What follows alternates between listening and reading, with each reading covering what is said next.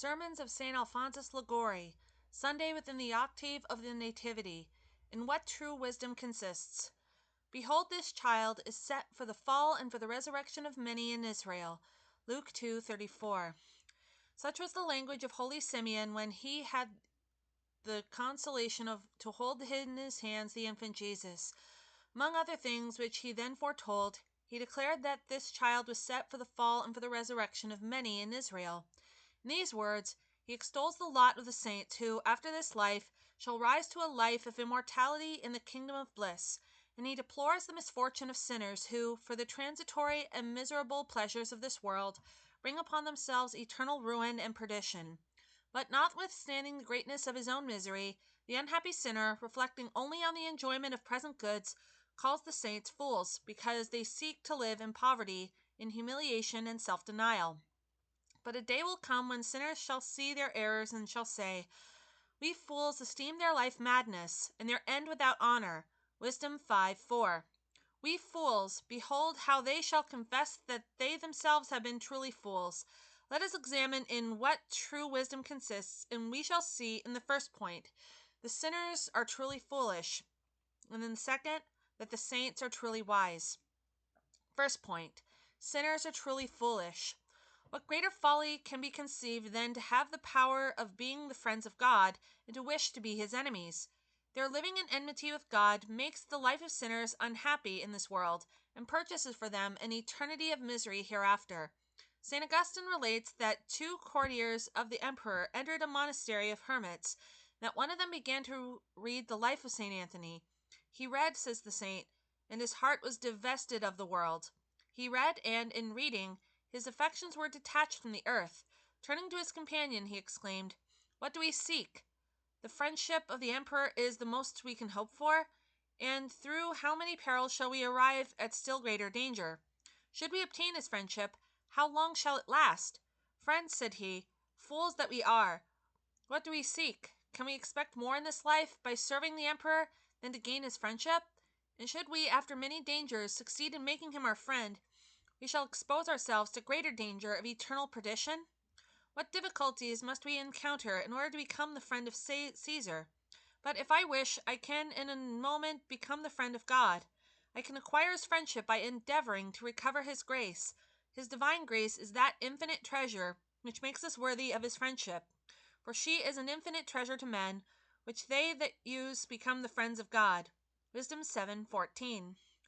The Gentiles believe it impossible for a creature to become the friend of God, for, as St. Jerome says, friendship makes friends equal. Amicitia pares exhibit aut pares facit. But Jesus Christ has declared that if we observe his commands, we shall be his friends. You are my friends, if you do the things I command. John 15:14.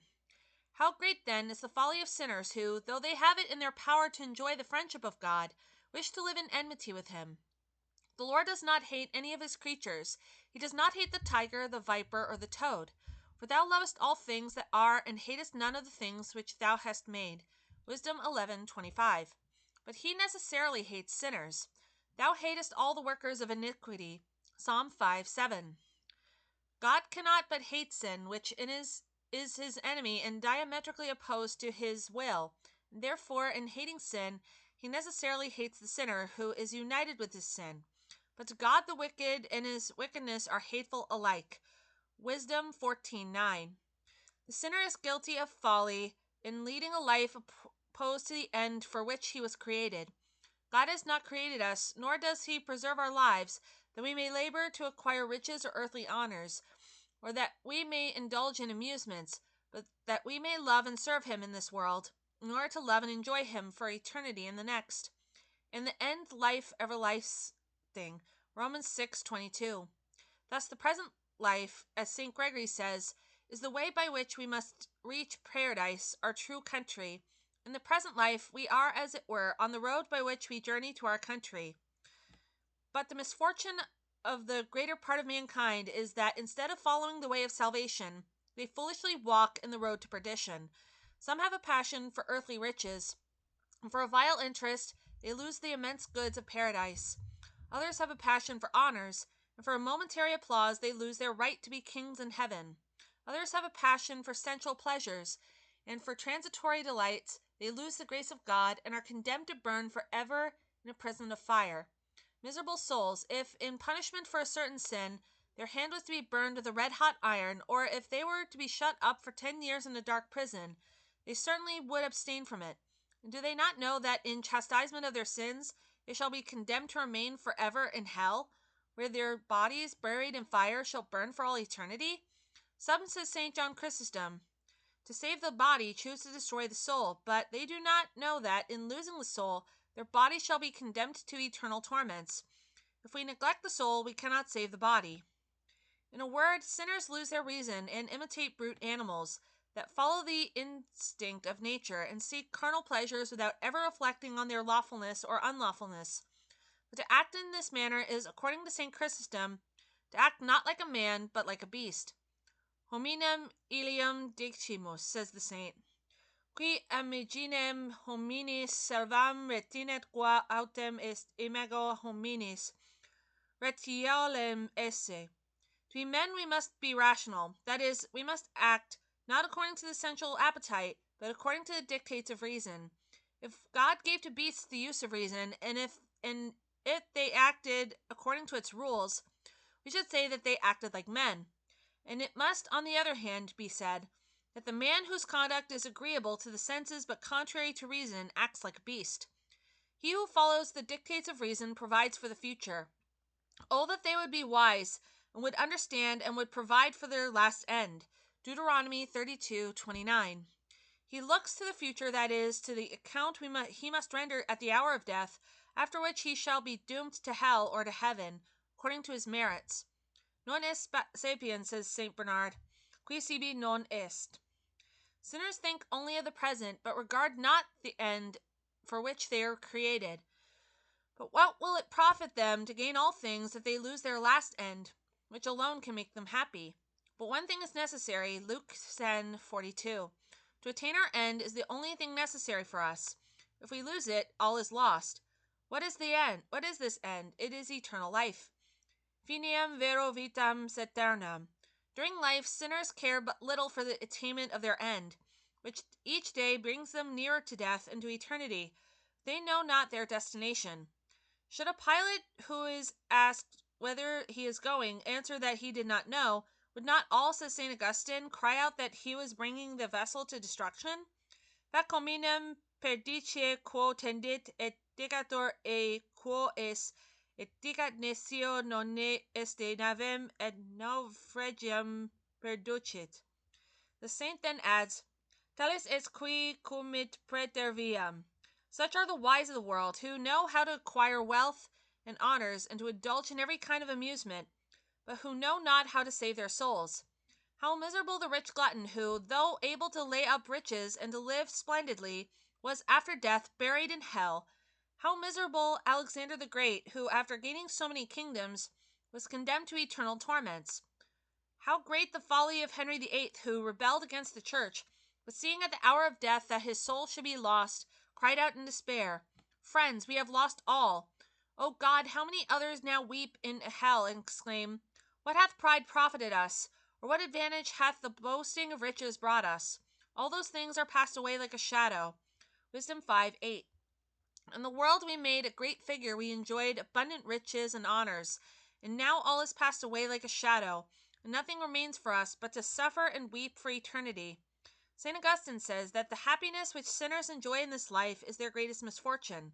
Nothing is more calamitous than the felicity of sinners, by which their perverse will, like an internal enemy, is strengthened. In time, the words of Solomon are fulfilled with regard to all who neglect their salvation. Warning taketh hold of the end of joy. Proverbs 14:13. All their pleasures, honors, and greatness end in eternal sorrow and wailing. Whilst I was yet beginning, he cut me off. Isaiah 38:12. Whilst they are laying in the foundation of their hopes of realizing a fortune, death comes, and cutting the thread of life, deprives them of all their possessions, and sends them to hell to burn forever in a pit of fire. What greater folly can be conceived than to wish to be transformed from the friend of God into the slave of Lucifer, and from the heir of paradise to become by sin doomed to hell? For the moment a Christian commits a mortal sin, his name is written among the number of the damned. St. Francis de Sales said that if the angels were capable of weeping, they would do nothing else than shed tears at the sight of the destruction which a Christian who commits mortal sin brings upon himself. How great is the folly of sinners who, by living in sin, led a life of misery and discontent. All the goods of this world cannot content the heart of man, which has been created to love God and can find no peace out of God.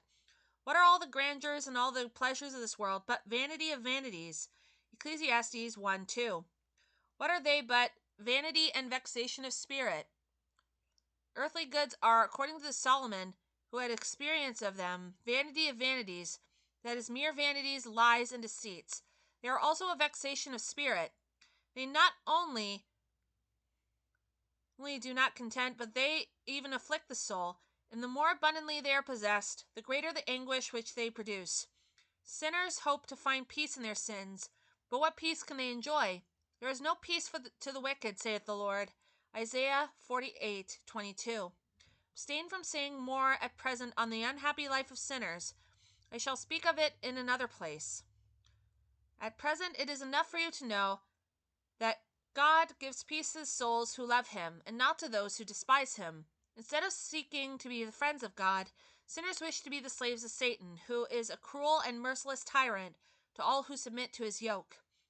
Crudelis est non miseripetur. Jeremiah 6:23. And if he promises delights, he does it, as St. Cyprian says, not for our welfare, but that we may be the companions of his torments in hell. Ut habeat socios poene socios Gehenna. Second point, the saints are truly wise.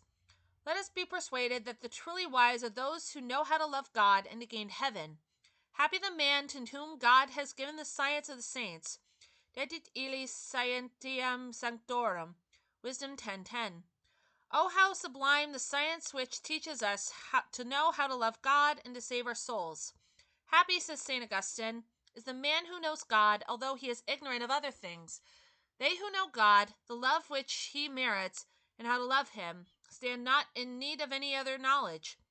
They are wiser than those who are masters of many sciences, but know not how to love God.